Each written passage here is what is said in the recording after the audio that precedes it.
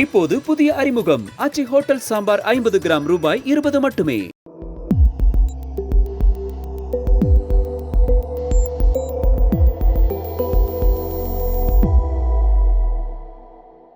தமிழ் தரம் நேயர்களுக்கு வணக்கம். நம்மோடு உரையாட ஊடகவியலாளர் திரு கேப்ரியல் இணைந்திருக்காங்க. வாங்க பேசலாம். வணக்கம். வணக்கம். நேற்று தேர்தல் ஆணையம் தமிழ்நாடு உட்பட 5 மாநிலங்களுக்கான தேர்தலை அறிவிச்சிருந்தாங்க. தேர்தல் தேதியை அறிவிச்சிருந்தாங்க. பாண்டிச்சேரிக்கு ஏப்ரல் 9 அப்படின்னும், தமிழ்நாட்டுக்கு ஏப்ரல் 23 எலெக்ஷன் நடைபெறுது. ஸோ எப்படி பார்க்குறீங்க? முதற்கட்டமாக டைம் இருக்கா? தேர்தல் கட்சி அரசியல் கட்சிகளுக்கு டைம் இருக்கா? எப்படி பார்க்குறீங்க? ஆமா, இந்த எலெக்ஷன்ஸை பொறுத்தளவுல ஏறக்குறைய 1.5 வருஷமாவே மீடியால தேர்தலை பத்தி தான் நம்ம பேசிக்கிட்டு இருக்கோம். தேர்தல் கூட்டணி, இந்த கூட்டணி ஸ்ட்ராங்கா, அந்த கூட்டணி ஸ்ட்ராங்கா. பெரும்பாலும் அரசியல் சார்ந்த விவாதங்கள்லாம் பார்த்தோம்னா இஷ்யூ பேஸ்டா இல்லாம தேர்தலை மையமா வச்சுதான் எல்லாமே பேசியிருக்காங்க. ஸோ அந்த வகையில கடைசியில ஒரு வழியா தேர்தல் தேதியும் அறிவிச்சாச்சு. ஸோ இப்ப அந்த தேர்தல் ஃபீவர் பார்த்தோம்னா வர ஆரம்பிக்கும். ஒரு வகையில பார்க்கும்போது இந்தியன் டெமோக்ரஸியை பார்க்கும்போது பயங்கர பிரமிப்பா இருக்கு. 17 கோடி பேர் ஓட்டு போட போறாங்க. இந்த 4 மாநிலங்கள், ஒரு யூனியன் டெரிட்டரி, 17 கோடி பேர். நிறைய ஐரோப்பிய நாடுகள், பெரிய ஐரோப்பிய நாடுகளுக்கு கூட அந்த அளவுக்கு பாப்புலேஷன் இருக்காது.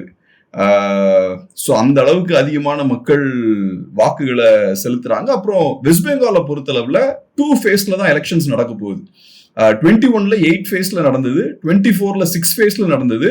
அப்புறம் முக்கியமா நம்ம 21க்கு அப்புறம் பார்த்தோம்னா வெஸ்ட் பெங்கால்ல எப்பவுமே பார்த்தோம்னா 5 ஃபேஸ் 6 ஃபேஸ் இந்த மாதிரி அதிகப்படியான கட்டங்கள்ல தான் தேர்தல் நடந்திருக்கு.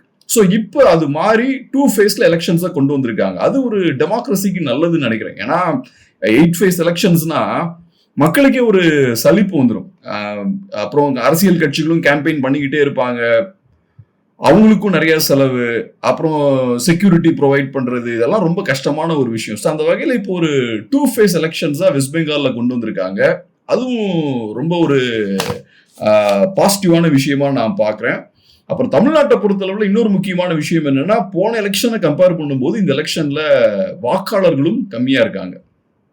ஏறக்குறைய 60 lakhs 60 லட்சம் வாக்காளர்கள் பார்த்தோம்னா குறைக்கப்பட்டிருக்காங்க. ஏன்னா இப்ப எஸ்ஐஆர் பணிகள்லாம் நடந்தது, அதுக்கப்புறம் இந்த குறைப்பும் நடந்திருக்கு.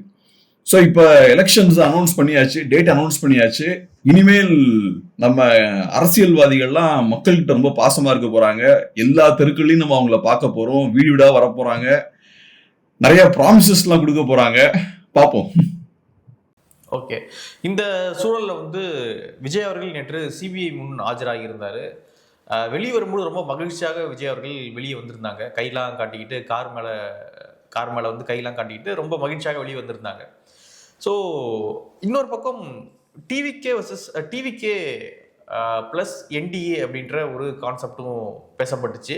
அதை எடப்பாடி அவர்களும் மறுத்திருக்காங்க. இப்பொழுது தாவேகா தரப்புலையும் மறுத்திருக்காங்க. சிடிஆர் நிர்மல்குமார் அவர்கள் அதை மறுத்திருக்காரு. ஸோ எப்படி பார்க்குறீங்க? இந்த பேசுபொருள் ஏன் வந்துச்சு? இப்போ ஏன் டக்குன்னு 2 பேர் மறுக்கிறாங்க? ஓகே ஆகலை அப்படின்னு மறுக்கிறாங்களா? எப்படி பார்க்குறீங்க இதை? இப்ப விஜய் பொறுத்தளவுல நேற்று நீங்க சொன்ன மாதிரி கான்பிடண்டா வெளில வராரு. 7 hours அவரை விசாரிச்சிருப்பாங்க போல. அதுக்கப்புறம் அவரு கான்பிடண்டா அவர் வெளியே வராரு, கையெல்லாம் காட்டுறாரு. ஸோ அவரு நான் பலமா தான் இருக்கேன் அப்படின்றது அவரு எஸ்டாப்ளிஷ் பண்ண பாக்குறாரு. எப்பவுமே அரசியல்ல பொறுத்தளவுல, அரசியலாவும் இருக்கட்டும், அரசியல்வாதிகளாகவும் இருக்கட்டும், எல்லாம் ஒரு பெர்செப்ஷனை பில்ட் பண்றதான, ஒரு இமேஜை மெயின்டைன் பண்றதான. நான் ஸ்ட்ராங்கா இருக்கேன் அப்படின்ற அந்த இமேஜை மெயின்டைன் பண்ணிக்கிட்டே இருக்கணும். ஸோ அந்த விஷயத்தை தான் விஜய் அவர்கள் பண்றாரு. அப்புறம் இந்த கூட்டணியை பொறுத்தளவுல நம்ம டே 1ல இருந்து சொல்றோம், இந்த கூட்டணி நடக்காது, அதுக்கான வாய்ப்புகள் ரொம்ப கம்மின்னு. இன்ஃபேக்ட் ஒரு 2 days முன்னாடி ஒரு வீடியோ போட்டிருந்தோம். விஜய் இந்தியா அலைன்ஸ்ல போறதுக்கான வாய்ப்புகள் ரொம்ப ரொம்ப குறைவு அப்படின்ற விஷயத்தை நம்ம பேசியிருந்தோம். நிறைய பேர் நம்மளை திட்டிருந்தாங்க. டாய், உங்களுக்கு திமுக ஜெயிக்கணும் தாண்டா உனக்கு ஆசை, ஆச்சா புச்சான்னு நம்மளை கடிச்சு வச்சிருந்தாங்க. இது பேசிக்கான விஷயம். ஸோ இப்போ அதான் நடந்திருக்கு. விஜய் அவர்கள் என்டிஏவுக்கு போல. இதுல ஒரு நல்ல டெவலப்மெண்ட் என்னன்னா, இபிஎஸ் அவர்கள் இதுக்கு முன்னாடி எப்படி விஜய் அவர்களை என்டிஏக்குள்ள கொண்டு வரணுன்றதுக்காக சில விஷயங்கள் பாசிட்டிவாலாம் பேசினார் இல்லையா? இபிஎஸும் பேசினாரு, மற்ற அமைச்சர்களும் பேசினாங்க. அந்த மாதிரியான விஷயங்கள் இந்த தடவை பண்ணல. இந்த தடவை ஸ்டார்டிங்லயே இல்ல, அந்த மாதிரியான பேச்சுவார்த்தைகள்லாம் நடத்தல அப்படின்ற மாதிரி அதுக்கு முற்றுப்புள்ளி வைக்கிறாங்க. அது ஒரு நல்ல ஒரு விஷயம். ஸோ அப்படி பண்ணும்போது என்னன்னா, நாங்க விஜய சார்ந்து இல்ல, விஜய் எதிர்பார்த்தும் நாங்க கிடையாது. நாங்க ஒரு பெரிய கட்சி, தனியாவே நாங்க எலெக்ஷன்ஸை ஃபேஸ் பண்ணிடுவோம், எங்களுக்கு யாரும் தேவையில்லை அப்படின்ற ஒரு ஸ்ட்ராங்கான ஒரு ஸ்டாண்ட் அவர் எடுக்கிறார். பட் பொதுமக்களை பொறுத்தளவுல பொதுமக்களுக்கு ஒரு எதிர்பார்ப்பு, குறிப்பா திமுக தோக்கணும்னு நினைக்கக்கூடிய மக்களுக்கு ஒரு பயங்கரமான எதிர்பார்ப்பு. எப்படியாவது விஜய் உள்ள வந்துட்டாருன்னா திமுகவை வீழ்த்திடலாம். ஸோ அதனால விஜய் உள்ள வருவதற்கான வாய்ப்பு இருக்குன்ற ஒரு எக்ஸ்பெக்டேஷன்ஸ் பார்த்தோம்னா மக்கள் மத்தியில வர ஆரம்பிச்சது. இப்போ சிபிஐயை பொறுத்தளவுல சிபிஐ வந்து ஒரு ப்ரொஃபஷனலான ஒரு ஆர்கனைசேஷன். இப்போதைக்கு பார்த்தோம்னா பிரிமினரி இன்வெஸ்டிகேஷன் வந்து முடிஞ்சிருக்கு. ஏறக்குறைய ஒரு 6 months தான் நடந்துட்டு இருக்குன்னு நினைக்கிறேன் இல்லையா. இந்த கரூர் ஸ்டாம்பேட் கேஸை பொறுத்தளவுல சிபிஐ விசாரணை ஏறக்குறைய 6 மாசம் நடந்துட்டு இருக்கு. யூஸ்வலா சாதாரண வழக்குகளை பொறுத்தளவுல குயிக்கா முடிஞ்சிடும். ஒரு ஏறக்குறைய ஒரு 6 மாசத்துல டக்குன்னு முடிஞ்சிடும். கிரைம்ஸா இருக்கலாம், ஃபினான்ஷியல் ஃப்ராட், இந்த விஷயங்களா இருக்கலாம். இதெல்லாம் கொஞ்சம் குயிக்கா நீங்க இன்வெஸ்டிகேட் பண்ணிடலாம். ஏன்னா அதுல நிறைய லேயர்ஸ் இருக்காது. சம்மந்தப்பட்டவர் இருப்பாரு, எப்படி அவர் பண்ணியிருக்காரு, பாதிக்கப்பட்டவங்க, இந்த மாதிரியான ஆங்கிள் அது போகும். ஆனா கரூர் இஷ்யூவை பொறுத்தளவுல கரூர் இஷ்யூல மல்டிபிள் லேயர்ஸ் இருக்கு, நிறைய லேயர்ஸ் இருக்கு. அது சாதாரண விஷயம் கிடையாது. 41 பேர் இறந்திருக்காங்க. ரெண்டாவது பார்த்தோம்னா டிவிகேன்ற கட்சி அதுல இன்வால்வ் ஆயிருக்கு. அதுக்கப்புறம் செந்தில் பாலாஜி அப்படின்ற இண்டிவிஜுவல் உள்ள வராருன்னா திமுகன்ற கட்சியும் இன்வால்வ் ஆயிருக்கு. அரசியல் அங்க உள்ள இன்வால்வ் ஆயிருக்கு. விஜய் அவர்கள் இன்வால்வ் ஆகுறாரு. அப்புறம் இன்னொரு முக்கியமான விஷயம் என்னன்னா, இப்ப சாதாரண ஒரு கிரைம் இல்லைன்னா ஒரு பினான்சியல் ஃப்ராட், இந்த மாதிரியான விஷயங்கள்லாம் ஈஸியா மோட்டிவ்லாம் நம்ம ஃபிக்ஸ் பண்ணிடலாம். இவங்க பணத்தை திருடணுன்ற எண்ணத்தோட அதை பண்றாங்க அப்படின்றத ஈஸியா எஸ்டாப்ளிஷ் பண்ணலாம். இங்க அந்த மாதிரிலாம் இந்த இடத்துல பண்றதுலாம் கஷ்டம். ஸோ இங்க நிறைய லேயர்ஸ் இருக்கு. டக்கு டக்குன்னு அடிச்சோம் கவிழ்த்தோன்னு அவங்கனாலையும் பண்ண முடியாது. அப்புறம் நமக்கு தெரியும் இது வந்து க்ளோஸா மானிட்டரும் பண்ணிட்டு இருக்காங்க retired supreme court judge. So அந்த வகையில சும்மா ஏதோ விஜய் ஒரு கூட்டணிக்குள்ள கொண்டு வரணும் அப்படின்றதுக்காகலாம் பட்டுன்னு அழுத்தம்லாம் அவர் மேல போட்ட முடியாது. ஸோ அதனால எதிர்பார்த்த ஒரு விஷயம்தான், விஜய் கூட்டணிக்கு போக மாட்டார் அப்படின்றது எக்ஸ்பெக்டடான ஒரு விஷயம்தான். அப்புறம் இன்னொரு விஷயம் என்னன்னா, சிம்பிளா நம்ம பார்த்தோம்னா பாஜகவை நீங்க எடுத்து பாருங்க. பாஜகவுக்கு இதுல பெரிய பெனிஃபிட் இருக்கிற மாதிரி எனக்கு தோணல. விஜய் அவர்கள் அலையன்ஸ்குள்ள கூட்டிட்டு வந்து அதிமுக கூட்டணியை ஜெயிக்க வச்சு இபிஎஸ் அவர்களை சிஎம் ஆக்கி ஏறக்குறைய ஜெயலலிதா அவர்களை மாதிரி ஒரு பவர்ஃபுல்லான ஒரு பர்சனாலிட்டியா மாத்தி, இதெல்லாம் எதுக்கு பிஜேபி பண்ணும்? பிஜேபிக்கு இதுல என்ன லாபம் இருக்கு? இபிஎஸ் அவர்கள் ஜெயலலிதா அவர்கள் மாதிரி பவர்ஃபுல்லான ஒரு இண்டிவிஜுவலா மாறிட்டாருன்னா நாளைக்கு பாஜகவோட ஸ்பேஸ் தான் கம்மியாகும். ஜெயலலிதா அவர்கள் இருக்கும்போது பாஜக கண்ட்ரோல்ல வச்சிருந்தாங்க, கொஞ்சம் ஸ்பேஸ் தான் கொடுத்தாங்க. ஸோ அதிமுக ஸ்ட்ராங் ஆயிடுச்சுன்னா பாஜக வீக் ஆயிடும். பாஜகவுக்கு ஆன்டி டிஎம்கே பொலிட்டிக்ஸ் பேசுறதுக்கு பெரிய ஸ்பேஸ் இருக்காது. ஸோ அந்த வகையில பாஜக முழுமையா அதிமுகவை பலப்படுத்துவதற்கும் இபிஎஸ் அவர்களை பலப்படுத்துவதற்கும் விரும்ப மாட்டாங்க. இப்ப நம்ம ஆடியன்ஸை பொறுத்தளவுல நிறைய பேர் பேஷனேட்டா விருப்பப்படுவாங்க, திமுகவை எப்படியாவது வீழ்த்தணும்னு பேஷனேட்டா அவங்க இருப்பாங்க. ஸோ அவங்களுக்கு பாஜகவும் அவங்கள மாதிரி நினைப்பாங்கன்னு யோசிக்கிறாங்க. அப்படி யோசிக்க மாட்டாங்க. அரசியல் கட்சிகளும் அரசியல் கட்சி தலைவர்களும் திமுகவை நம்ம வீழ்த்தியே தீரணும், பாஜகவை வீழ்த்தியே தீரணும் யோசிக்க மாட்டாங்க. இன்னைக்கு திமுக பாஜக எதிர்ப்பு பேசுறாங்கன்னா திமுகவுக்கு அதனால லாபம் இருக்கு. பாஜகவை காட்டி ஓட்ஸை கன்சாலிடேட் பண்ணி ஓட்ஸை போலரைஸ் பண்ணி அவங்க ஓட்ஸ் வாங்குறாங்க. ஸோ பாஜக பூச்சாண்டி அவங்க காட்டுறாங்கன்னா அவங்களுக்கு அது ஓட்ஸா கன்வெர்ட் ஆகும். இன்ஃபேக்ட் அவங்களுக்கு ஒன்றும் பெருசா பாஜக மேல பெரிய கோவம்லாம் ஒன்றும் இருக்காது. அதே மாதிரி பாஜகவும் நாளைக்கு இந்த கூட்டணி எல்லாம் ஃபார்ம் பண்ணி முழு பலத்தையும் யூஸ் பண்ணி விஜயை உள்ள கொண்டு வந்து அதிமுக கூட்டணியை ஜெயிக்க வச்சு இபிஎஸ் சிஎம் ஆக்கணும்னா முதல் கேள்வி என்னன்னா, பாஜகவுக்கு அதுல என்ன லாபம்? பாஜகவுக்கு பெரிய லாபம் எதுவும் இருக்கிற மாதிரி தெரியல. எப்பெல்லாம் அதிமுக ரொம்ப ஸ்ட்ராங்கா இருந்திருக்கோ அப்பெல்லாம் பாஜக தமிழ்நாட்டுல தலையை தூக்குறது கஷ்டப்பட்டு இருக்காங்க. பாஜக எப்ப ஸ்ட்ராங் ஆகுறாங்கன்னா அதிமுக மோசமா பெர்ஃபார்ம் பண்ணும்போது பாஜக நல்லா பெர்ஃபார்ம் பண்றாங்க. ஸோ அதனால எனக்கு என்னமோ பாஜக ஃபுல் எஃபர்ட்டை போட்டு விஜயை உள்ள கொண்டு வருவாங்கலாம் தோணல. இப்ப டிடிவி தினகரன் அவர்களை உள்ள கொண்டு வராங்கன்னா டிடிவி தினகரன் அவர்கள் பாஜகவோட பார்ட்னர். 24ல அவர் பாஜகவோட டிராவல் பண்ணியிருக்காரு. அதிமுகவை பாஜகனா அவர் பாஜகவோட டிராவல் பண்ணியிருக்காரு அவர். ஸோ அப்படி இருக்கும்போது பாஜக அவங்களோட பார்ட்னரை காப்பாத்துறாங்க. ஸோ நாளைக்கும் நமக்கு டிடிவி அவர்கள் யூஸ்ஃபுல்லான ஒரு பார்ட்னரா இருப்பாருன்னு அவங்க நம்புறாங்க. அது உண்மையும் கூட தான். ஸோ அதுல எனக்கு லாஜிக் படுது, எனக்கு அது பிராக்டிக்கலான ஒரு விஷயம். ஆனா அதை தாண்டி பயங்கரமான எஃபோர்ட் போட்டு விஜய் அவர்களை உள்ள கொண்டு வந்து அதிமுகவை ஜெயிக்க வைக்கிறதுக்கெல்லாம் எனக்கு பாஜக பாயிண்ட் ஆஃப் வியூல இருந்து பார்க்கும்போது அவங்களுக்கு அந்த தேவை இருக்கிற மாதிரி எனக்கு தெரியல. அப்படின்னு பார்த்தா பாஜக அதிமுகவோட கூட்டணி வைக்காமே இருந்திருக்கலாம் இல்லையா? ஸோ 2024 வந்து என்டி அலையன்ஸ்ல இருந்த எல்லாரையும் கூட்டு போய் இப்போ அதிமுகவோட கூட்டணி வச்சிருக்காங்க. அப்போ அந்த நோக்கம் இல்லை, எடப்பாடியை சிஎம் ஆக்கணும் அப்படின்னு பிஜேபி நினைச்சாங்க அப்படின்னா தனியாவே நின்று இருக்கலாம். 24 நின்ற மாதிரி இப்போ தனியாவே நின்று இருக்கலாம்ல. ஸோ அதுவே வந்து அதிமுக பலவீனம் தான் ஆக்கும். சிம்பிளான விஷயம். இப்ப 24 ரிசல்ட் என்ன வந்தது? 0. திமுக ஸ்வீப் பண்ணாங்க. ரிசல்ட் 2 பேருக்குமே 0 24ல. ஸோ அதுதான் இங்க விஷயம். இங்க என்னன்னா அதிமுகவை ஃபுல் ஃபிளெட்ஜா பலப்படுத்தக்கூடாது. அட் த சேம் டைம் அதனால நமக்கு ஏற்படக்கூடிய பாதிப்புகளும் குறைவா இருக்கணும். இப்ப நீங்க அதிமுகவை கம்ப்ளீட்டா காலி பண்ண போறீங்கன்னா நீங்களும் சேர்ந்து விழுவீங்க இல்லையா? இப்ப 24ல நீங்க அலையன்ஸை உடைச்சிங்க, தனியா பாஜக நிக்கிறாங்க, அதிமுக தனியா நிக்கிறாங்க. அதனால கிடைச்ச லாபம் என்னன்னு பார்த்தோம்னா பாஜகவோட ஓட் ஷேர் இன்க்ரீஸ் ஆகுது. பாஜகவுக்கு ஓட் ஷேர் இன்க்ரீஸ் ஆனாலும் சீட்ஸ் அது கன்வெர்ட் ஆகல. இப்பயும் அதான் நடக்கும். நீங்க தனியா நின்னீங்கன்னா டெஃபினட்டா அதிமுகவை பெரிய லெவல்ல பலவீனப்படுத்தலாம். அதிமுகவோட ஓட்ஸ் நீங்க பெரிய லெவல்ல கம்மி பண்ணலாம். பாஜகவோட ஓட்ஸ் நீங்க இன்க்ரீஸ் பண்ணலாம். அது எல்லாம் நடக்கும். ஆனா சீட்ஸா கன்வெர்ட் ஆகாது.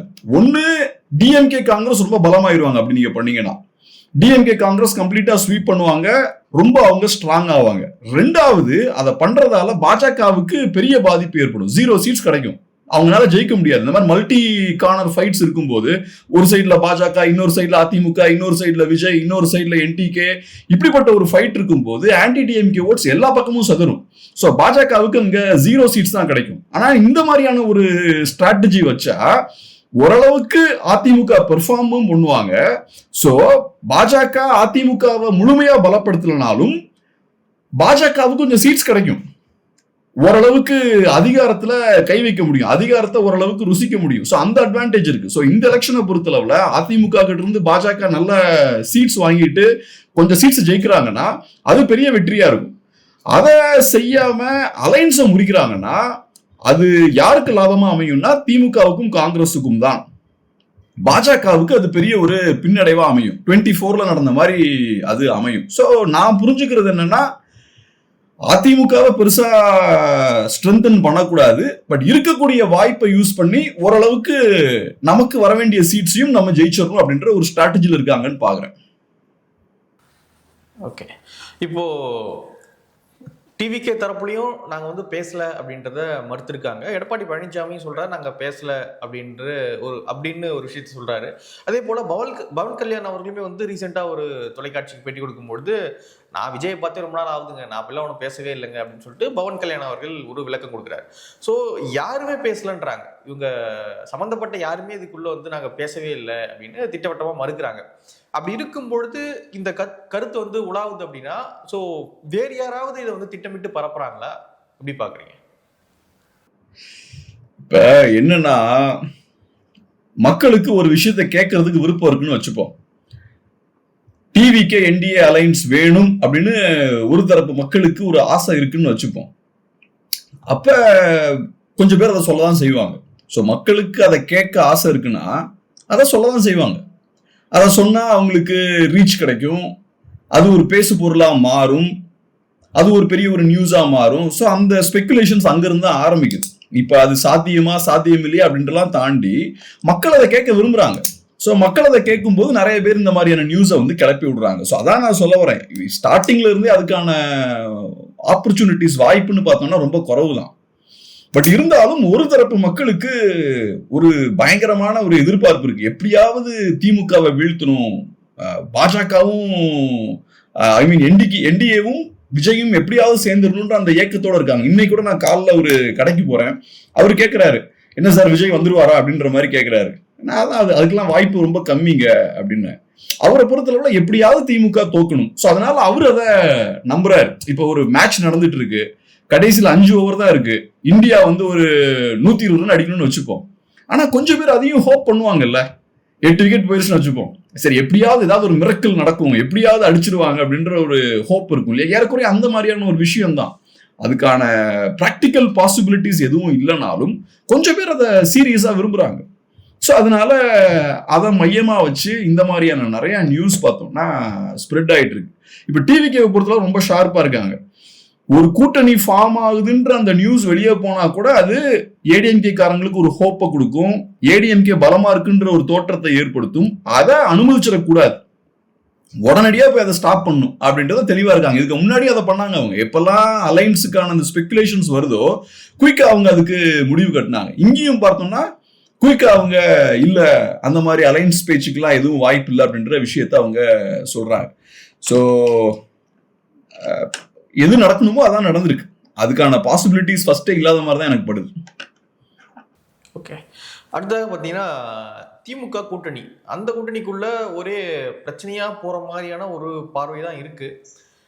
நேற்று வேல்முருகன் அவர்கள் சொல்றாரு, நாங்க கேட்ட சீட்டை கொடுக்கல அப்படின்னா நாங்க வெளியேறுவோம் அப்படின்ற மாதிரி அவர் சொல்றாரு. அதே போல கம்யூனிஸ்டுகளும் வந்து சொல்றாங்க, தேமுதிக கொடுக்கும்பொழுது உங்களுக்கு பற்றாக்குறை தெரியல, காங்கிரஸ் கொடுக்கும்போது பற்றாக்குறை தெரியல, எங்களுக்கு கொடுக்கும்போது மட்டும்தான் உங்களுக்கு வந்து பற்றாக்குறையா இருக்கா சீட்டு அப்படின்னு சொல்லிட்டு அவங்களும் வந்து கடுமையா பேசுறாங்க. ஸோ திமுக கூட்டணிக்குள்ள பிரச்சனை ஓய்ந்த பாடல எப்படி பாக்குறீங்க? கண்டிப்பா திமுக கூட்டணிக்குள்ள பிரச்சனை வர்றது யதார்த்தமான ஒரு விஷயம் தான். ஏன்னா ஏகப்பட்ட கட்சிகளை உள்ள வச்சிருக்காங்க. இவ்வளவு பெரிய ஒரு கூட்டணியை இழுத்து கொண்டு போறதே பெரிய ஒரு விஷயம் தான். ஸோ ஏகப்பட்ட பிரச்சனைகள் கண்டிப்பா வரதான் செய்யும். அதுலயும் குறிப்பா கூட்டணி கட்சிகள் ரொம்ப மோசமாகவும் நடத்தப்படுறாங்க.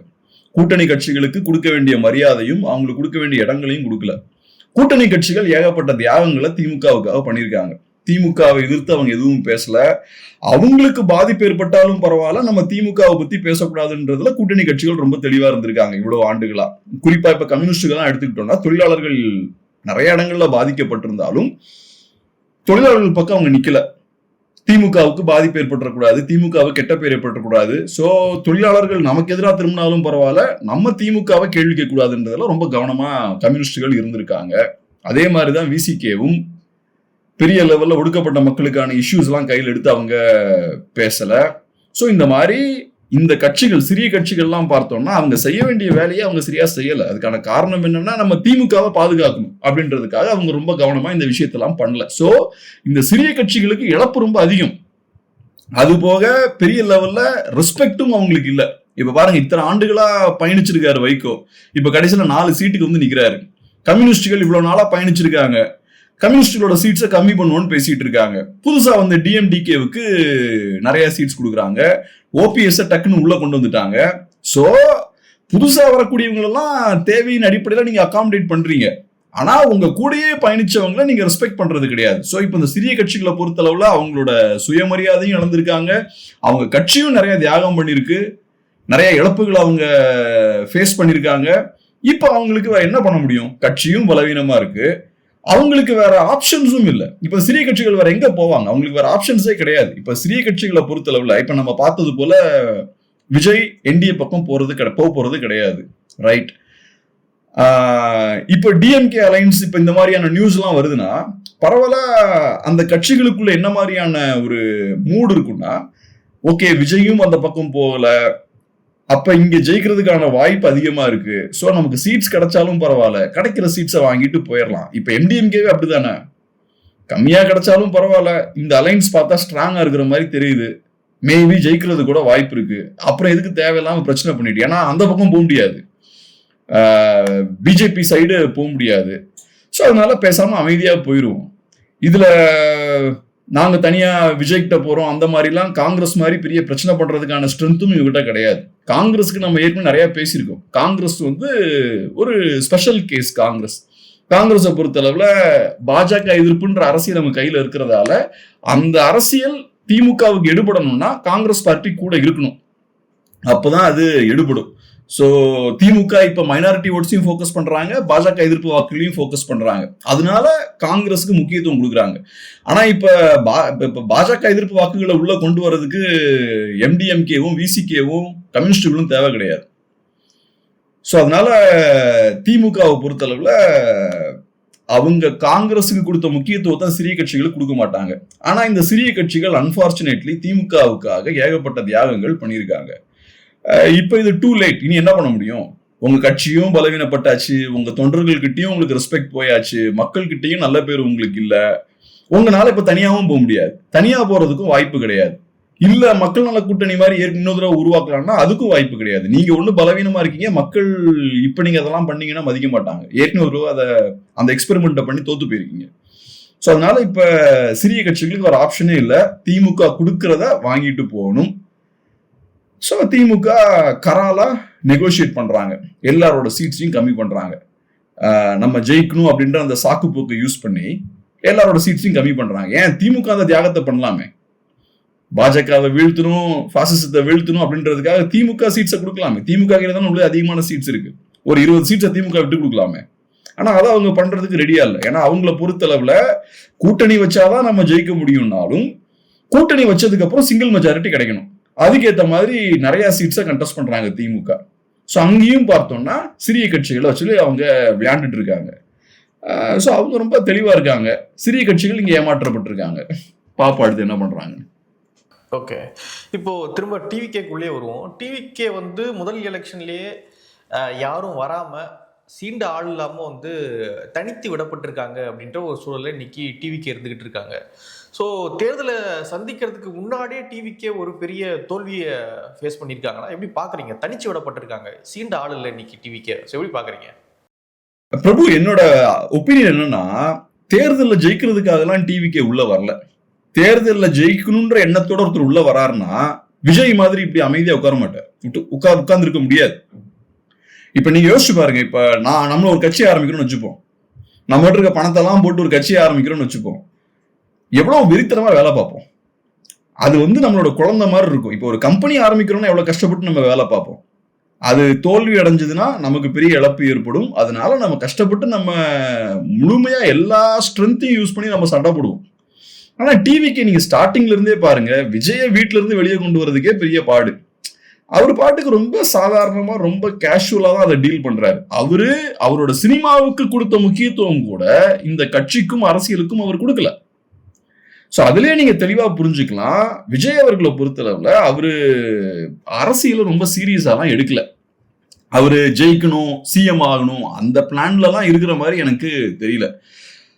விஜய் இன்னைக்கு உள்ள வராருன்னா ஓட்ஸை உடைக்க போறாரு. நம்ம ஃபர்ஸ்ட் அதை சொன்னோம், நம்ம தான் ஆக்சுவலா ஸ்டார்டிங்ல சொல்லிட்டு இருக்கோம், விஜய் அவர்கள் உள்ள வரதால ஆன்டி டிஎம்கே ஓட்ஸ் எல்லாம் ஸ்பிளிட் ஆக போகுது, அதுதான் அவங்களோட நோக்கமாகவும் இருக்கும் அப்படின்றத நம்ம ஸ்டார்டிங்ல சொல்லிட்டு இருக்கோம். அப்ப யாரும் கேட்கல, இல்ல விஜய் எல்லாரோட ஓட்ஸும் ஈக்குவலா உடைப்பாரு, திமுகவுக்கும் சரிசமமா பாதிப்பு வரும்னு சொல்லிட்டு இருந்தாங்க. இப்ப எல்லாரும் ஏத்துக்கிறாங்க. ஈவன் நியூஸ் பேப்பர்ல நியூஸ் போடும்போது கூட அதை ரொம்ப சர்வசாதாரணமா இன்னைக்கு அவங்க ஏத்துக்கிறாங்க. சோ நான் எப்படி பாக்குறேன்னா, விஜய் அவர்கள் இந்த வேலையை பாக்குறதுக்காக தான் அவர் அரசியலுக்கு வந்திருக்காரு. அந்த வேலை முடிஞ்சோடனே அவர் கிளம்பிடுவார். கமல் மாதிரிதான், கமல் அந்த ஒரு வேலையை பாக்குறாரு, அதுக்கப்புறம் 21ல ஓரளவுக்கு அந்த வேலையை பாக்குறாரு.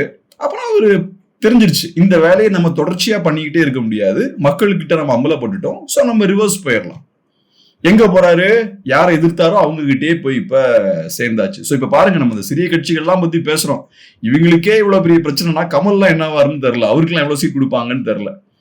சோ அதனால கமல் செய்த வேலைய அன்னைக்கு கமல் செய்ததை விட பெரிய அளவுல செய்யறதுக்கு இன்னைக்கு ஒரு ஆள் தேவைப்படுறாரு, அவ்வளவுதான் விஜய். அதை தாண்டி விஜய்க்கு பெரிய அரசியல் கனவு இருக்கு, அவர் சிஎம் ஆகணுன்ற எண்ணத்துல இருக்காரு. இப்ப பாருங்க, இப்ப அவரு ஆக்சுவலா கமல் கூட ஓரளவுக்கு அரசியலை ஹேண்டில் பண்ணாருங்க. கமலால ஓரளவுக்கு சீரியஸா பேச முடிஞ்சது, ஒரு பொலிட்டிக்கல் மெச்சூரிட்டியோட கொஞ்சம் ஒரு சீரியஸ்னஸோட இஷ்யூஸ் எல்லாம் எடுத்து பேச முடிஞ்சது. விஜயால அது கூட பண்ண முடியலையே, அவர் பேசுறது ரொம்ப இம்மெச்சூர்டா இருக்கு. சோ இவரு நாளைக்கு அரசியல்ல ஜெயிப்பாரு, ஒரு சிஎம் ஆவாரு, அதெல்லாம் எனக்கு அதெல்லாம் ஒரு டிஸ்கஷனே கிடையாது.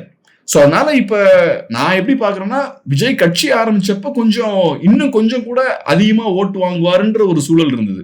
இப்ப விஜய் பலவீனப்பட்டிருக்காருன்னு பாக்குறேன். குறிப்பா கரூர் சம்பவமா இருக்கலாம், அதுக்கப்புறம் தொடர்ச்சியா அவர் வெளியே வந்து பேசும்போதெல்லாம் அவருக்கு தான் பேக் ஃபயர் ஆகுது. ஏன்னா அவருக்கு பொலிட்டிக்கல் மெச்சூரிட்டி இல்ல, ஒரு பொலிட்டிக்கல் கிளாரிட்டி இல்ல, மெச்சூரிட்டி இல்ல, அரசியலே இல்லாம எதெல்லாமோ அவர் பேசிட்டு இருக்காரு. சோ ஒவ்வொரு தடவையும் வெளியே வரும்போது விஜய்க்கு சிக்கல்கள் ஏற்பட்டு இருக்கு. விஜயோட ரசிகர்கள் வெறித்தனமான ரசிகர்களா இருக்காங்க, தலைவருக்கு ஏதாவது செய்யணும்ன்ற ஆர்வம் அவங்களுக்கு இருக்கு, ஆனா உருப்படியான வேலையை செய்ய மாட்டேங்கிறாங்க. என்ன செய்யணும்னு அவங்களுக்கு தெரியல, பொலிட்டிக்கல் அண்டர்ஸ்டாண்டிங்கோ பொலிட்டிக்கல் அந்த ட்ரைனிங்கோ அவங்களுக்கு இல்ல. சோ அதனால ஒரு 6 மாசத்துக்கு முன்னாடி விஜய் மேபி கொஞ்சம் அதிகமா ஓட்டு வாங்கியிருப்பார் அப்படின்ற சூழல் இருந்தது. இப்ப அது கொஞ்சம் கம்மியாகும் அப்படின்ற ஒரு சூழல் இருக்கு. சோ அந்த வகையில ஏடிஎம்கேவுக்கும் பாஜகவுக்கும் அது ஒரு அட்வான்டேஜ். விஜயால ஏற்படக்கூடிய பாதிப்புகள் கொஞ்சம் குறைஞ்சிருக்கும்னு நினைக்கிறேன், விஜய் செய்த தவறுகளால. ஆனா விஜய் கண்டிப்பா ஓட்ஸை உடைக்க தான் போறாரு. விஜய்க்கு நிறைய ஃபேன்ஸ் இருக்காங்க. ஸோ ஒரு 5-10% ஓட்ஸ் அவரு உடைப்பாரு. அதுதான் அவரோட பிளானும் நான் பாக்குறேன். அதை தாண்டி பெரிய சிஎம் ஆகிற பிளான்லாம் அவருக்கு இருக்குன்னு எனக்கு தோணல. ஓகே, எலெக்ஷன் இன்னும் ஒரு 6 மாசம் தள்ளி நடந்தது அப்படின்னா அந்த 5-10% அப்படின்றது கூட 5க்குள்ள வந்துடும் போலயே. ஸோ நடவடிக்கை அவர் வெளியே விட்டுக்கிட்டே இருந்தா அவர் குறைஞ்சிக்கிட்டே இருக்கும் போலயே பர்சன்டேஜ்.